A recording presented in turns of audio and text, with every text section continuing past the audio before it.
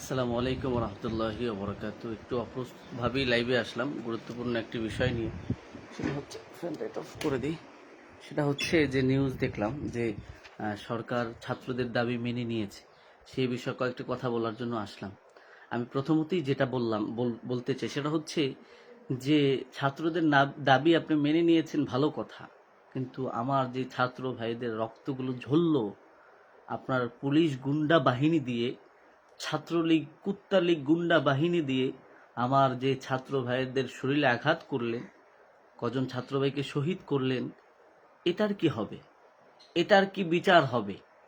আপনি তো দাবি মেনে নিলেন, কারণ আপনি এখন দেখতে পেলেন যে গোটা বাংলাদেশ এখন ছাত্রদের পক্ষে। গোটা দেশের প্রত্যেকটা মানুষ, প্রত্যেকটা সোসাইটি ছাত্রদের পক্ষে। ইভেন আওয়ামী লীগের অনেক নেতারাই ছাত্রদের পক্ষে, যদিও দলের কারণে তারা চুপ করে রয়েছেন, অধিকাংশরাই ছাত্রদের পক্ষে। এখন আপনার পিঠ দেওয়ালে ঠেকে গেছে, এজন্য আপনি ছাত্রদের দাবি মেনে নিয়েছেন। কিন্তু আমার যে ছাত্র ভাইদের বুকের রক্ত ঝরেছে, আমার যে মায়েদের বুকের সন্তান মরে গিয়েছে, যারা আজকে হাসপাতালে কাতরাচ্ছে, যারা কষ্ট পেয়েছে, তাদের এই রক্তর মূল্য কিভাবে আপনি দিবেন আমরা সেটা জানতে চাই। এবং যারা এতদিন পর্যন্ত সংগ্রাম করছে তাদেরকে কেন এতদিন খাটানো হলো? এবং বাংলাদেশে এটা কেন হয় যে যখনই আমরা আমাদের দাবি নিয়ে রাজপথে নামি তখনই আপনার গুন্ডা বাহিনী লেলিয়ে দিয়ে কেন আমাদেরকে ডিফেন্স করেন? আমরা কি বাংলাদেশের বিপক্ষে বলেছি? আমার যে ছাত্র ভাইরা তারা কি দেশের বিপক্ষে বলেছে নাকি সরকারের বিপক্ষে বলেছে? ছাত্র ভাইরা তাদের ন্যায্য যৌক্তিক দাবি নিয়ে তারা রাজপথে নেমেছে। শুধু ছাত্ররা নামে নাই, যে মুক্তিযোদ্ধাদের নিয়ে কথা হচ্ছে, সেই মুক্তিযোদ্ধারা তারা নিজেরাও নেমেছে, তাদের সন্তানরা রাজপথে নেমেছে। বাংলাদেশে প্রত্যেকটা সেক্টরে সেক্টরে চোর বাটপাট দিয়ে ভরা। আমার বাংলাদেশে মেধাবীদের কোনো মূল্য নাই, আমার বাংলাদেশে ভালো মানুষের কোনো মূল্য নাই। কিছু হলেই, সত্য কথা বললেই, কোনো ভালো প্রতিবাদ করলেই, সুচিন্তায় কোনো বিষয়ের প্রতিবাদ করলেই তাদেরকে রাজাকার বানিয়ে দেওয়া হয়। বাংলাদেশের যে ছাত্র ভাইরা দাবির পক্ষে আন্দোলন করেছে তাদেরকে যে সরকার রাজাকার বলেছে, এটার কি হবে সেটা জানতে চাই। কারণ এই ছাত্রদের উপরে জুলুম নির্যাতন তখনই শুরু হয়েছে যখন আমাদের সরকার বাহাদুর এই ছাত্রদেরকে রাজাকার বলেছে। যখন তিনি বলেছে যে ছাত্র এই মানে রাজাকারের সন্তানরাই মেধাবী, মুক্তিযোদ্ধার সন্তানরা মেধাবী নয়, তার এই বক্তব্যের কারণেই বাংলাদেশে যত রকমের অরাজকতা সৃষ্টি হয়েছে। সুতরাং দাবি মেনে নিলেই হবে না।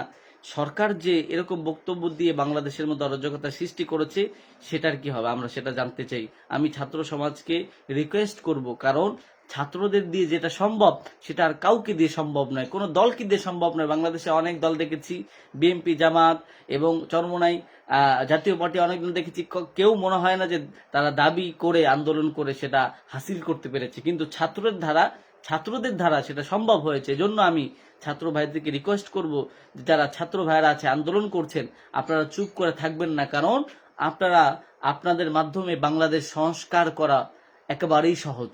এবং আপনারা দাবি তোলেন, আরো বিভিন্ন ইস্যুতে আপনারা কথা বলেন। এবং আমাদের সরকার যে দাবি মেনে নিয়েছে, শুধু দাবি মানলেই হবে না।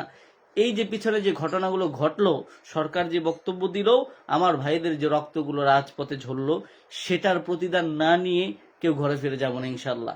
এবং আরো কয়েকটি কথা আপনাদেরকে বলি, যে আমরা দেখলাম যে অনেকেই চুপ করে আছেন। যারা চুপ করে আছেন আপনাদেরকে বলবো যে যারা চুপ করে থাকে, সত্যের বিপক্ষে চুপ করে থাকে, চুপ করার উদাহরণ হচ্ছে যে মিথ্যার সাথে আপোষ করা, মিথ্যাকে মেনে নেওয়া।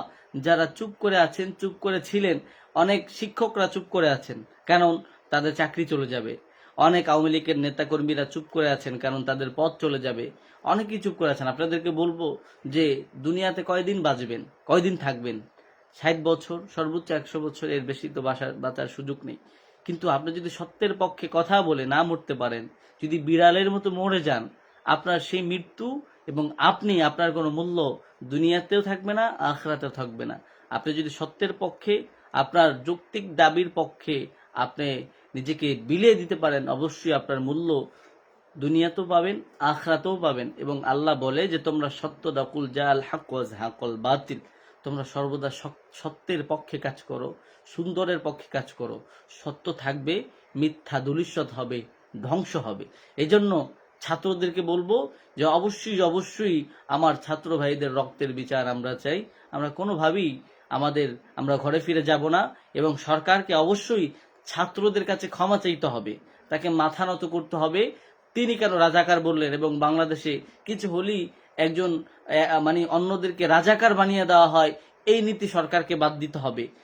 বাংলাদেশের ছাত্র সমাজকে রাজাকার বলা হলো, কিছু হলেই আলেম ওলামাদেরকে রাজাকার বলা হয়, কিছু হলেই শিক্ষক সমাজকে রাজাকার বলা হয়, কিছু হলেই অন্য দলের মানুষকে রাজাকার বলা হয়। এই নীতি বাদ দিতে হবে, তাহলেই ছাত্ররা রাজপথ থেকে ফিরে আসবে।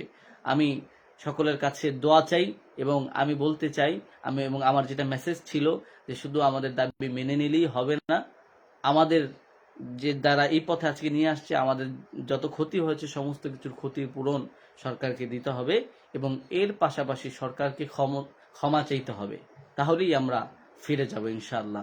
আসসালামু আলাইকুম ওয়া রাহমাতুল্লাহি ওয়া বারাকাতুহু। আচ্ছা, অনেকেই আছেন, আমি কমেন্টগুলো পড়বো না, একটু কমেন্টগুলো পরে পড়বো ইনশাআল্লাহ।